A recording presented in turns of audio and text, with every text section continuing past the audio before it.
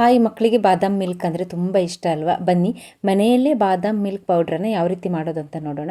ಮಾರ್ಕೆಟಿಂದ ಬಾದಾಮ್ ಪೌಡ್ರನ್ನು ತಂದುಬಿಟ್ಟು ಬಾದಾಮ್ milk ಮಾಡ್ಕೊಡೋ ಬದಲು ಮನೆಯಲ್ಲೇ ಹೆಲ್ದಿಯಾಗಿ ಬಾದಾಮ್ ಪೌಡ್ರನ್ನು ಮಾಡಿಟ್ಕೊಂಡು ಬೇಕಂದವಾಗ ಬಾದಾಮ್ ಮಿಲ್ಕ್ನ ಮಾಡ್ಕೊಡ್ಬೋದು. ಬಾದಾಮ್ ಪೌಡ್ರನ್ನು ಮಾಡ್ಕೊಳ್ಳೋದಕ್ಕೆ ನಾನಿಲ್ಲಿ 100 ಗ್ರಾಮ್ ಆಗುವಷ್ಟು ಬಾದಾಮನ್ನು 8 ಅವರ್ ನೆನೆಸಿಟ್ಬಿಟ್ಟು ಸಿಪ್ಪೆ ತೆಗೆದು ಎತ್ತಿಟ್ಕೊಂಡಿದ್ದೀನಿ.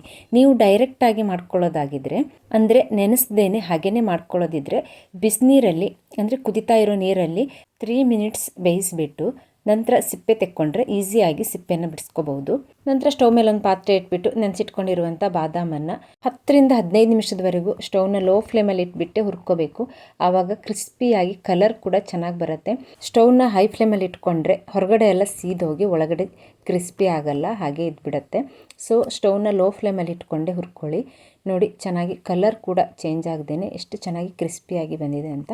ಇದನ್ನಿವಾಗ ಒಂದು ಪ್ಲೇಟಿಗೆ ಹಾಕಿಬಿಟ್ಟು ಪೂರ್ತಿ ತಣ್ಣಗಾಗೋದಕ್ಕೆ ಬಿಡಬೇಕು. ಪೂರ್ತಿ ತಣ್ಣಗಾಗಿದ ನಂತರ ಅದನ್ನು ಮಿಕ್ಸಿ ಜಾರಿಗೆ ಹಾಕಿಬಿಟ್ಟು ಹಾಗೆ 3-4 ಏಲಕ್ಕಿ, ಸ್ವಲ್ಪ ಅರಶಿನ ಕಲರ್ಗೋಸ್ಕರ, ಹಾಗೆ ಸ್ವಲ್ಪ ಸಕ್ಕರೆ. ನೀವು ಸಕ್ಕರೆನ ಡೈರೆಕ್ಟಾಗಿ ಹಾಲಿಗೆ ಕೂಡ ಹಾಕೋಬೋದು ಅಥವಾ ಪೌಡ್ರಿಗೆ ಹಾಕ್ಕೊಂಡು ಗ್ರೈಂಡ್ ಕೂಡ ಮಾಡಿಟ್ಕೋಬೋದು. ಇದನ್ನಿವಾಗ ಫೈನಾಗಿ, ಎಷ್ಟು ಫೈನಾಗಿ ಆಗುತ್ತೋ ಅಷ್ಟು ಫೈನಾಗಿ ಗ್ರೈಂಡ್ ಮಾಡಿಟ್ಕೋಬೇಕು. ತುಂಬ ಫೈನ್ ಪೌಡ್ರ್ ಆದರೆ ತುಂಬ ಚೆನ್ನಾಗಿ ಬರುತ್ತೆ ಪೌಡ್ರ್ ಕೂಡ. ಇವಾಗ ಇದನ್ನು ಒಂದು ಏರ್ ಟೈಟ್ ಕಂಟೈನರ್ಲಿ ಸ್ಟೋರ್ ಮಾಡಿಟ್ಕೊಂಡ್ರೆ 1 ಮಂತದವರೆಗೂ ಆರಾಮಾಗಿ ಯೂಸ್ ಮಾಡ್ಬೋದು. ರೆಸಿಪಿ ಇಷ್ಟ ಆದರೆ ವಿಡಿಯೋಗೊಂದು ಲೈಕ್ ಮಾಡಿ, ಹಾಗೆ ಚಾನಲ್ಗೆ ಸಬ್ಸ್ಕ್ರೈಬ್ ಆಗಿ ಸಪೋರ್ಟ್ ಮಾಡಿ. Thank you for watching.